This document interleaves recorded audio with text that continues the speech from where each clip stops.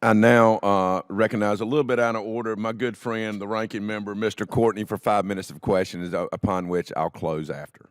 Great. Thank you, Mr. Chairman. And Ms. Oakley, I just wanted to go back to your comments regarding requirements and design completion before construction, which I could not agree with you more. But in terms of the Columbia program, because it was sort of in the mix there. When Columbia cut its first steel, it was 87% design complete, and I'm old enough to remember the Ohio class submarine program, which it's replacing. It was less than 20% at that time.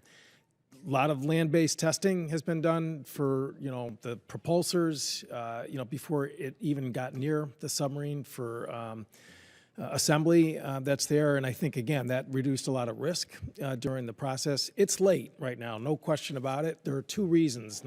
Two primary reasons. The power turbine generator is late coming from Sunnydale. Northrop Grumman, it's a new technology, first of its time. I mean, it's going to take a while but they can't sort of build the rest of the submarine and then have to cut it open to insert that. They have to wait for it. Mm-hmm. And the bow is late from Newport News. Again, there's a Tiger team that's down there working in terms of trying to get that. But in terms of, really a program where the requirements and design was done up front. I mean, honestly, Admiral Papano, I think, did an outstanding job in terms of just relentlessly pushing that sort of sequence as that program was going into place.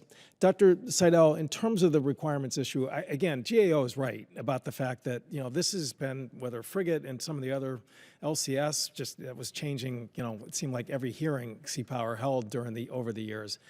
The vessel contract manager that I mentioned in opening remarks, where we used a commercial model for the maritime training ships, which can be converted into a sea lift vessel at time of emergency. I mean, it worked, and it seems like we've had Navy personnel come visit the Philly shipyard to see it for themselves. Again, it just feels like, we've got to go more with the Navy in terms of just getting them to let go, maybe even, some of the less exquisite vessels to just sort of, follow what the commercial industry is doing so that we can speed things up. I mean, I was wondering if you could comment on that.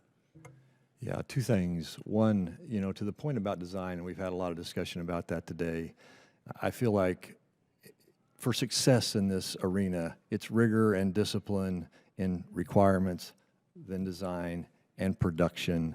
Because if you're rigorous about all three, then things flow. You don't get out of sequence material. You don't have those kind of issues.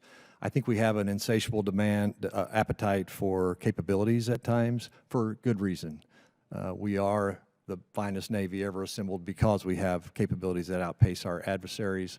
And so when we come to those crossroads, we always struggle to say, stop. We've already snapped a chalk line. We need to stay with the design we have so that it's more producible for our industry partners. So I think we know what to do to make that better. We've got to be rigorous and disciplined in doing it.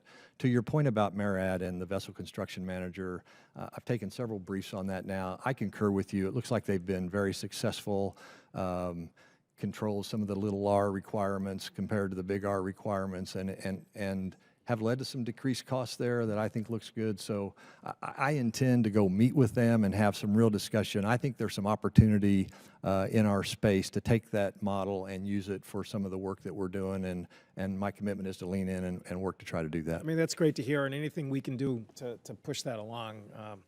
Appreciate it. For sure.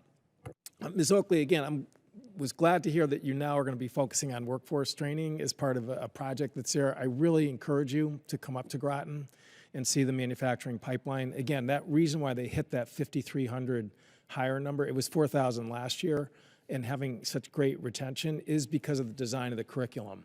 Okay, and it's something now that I think other regions are starting to emulate, because if it's too short, then your people are going to flush out once they see the reality of a shipyard. If it's too long, it's just too long. We need it faster. So again, I hope you'll take up my invitation. We have definitely been there, and we will be back. Great, thank you. I yield back.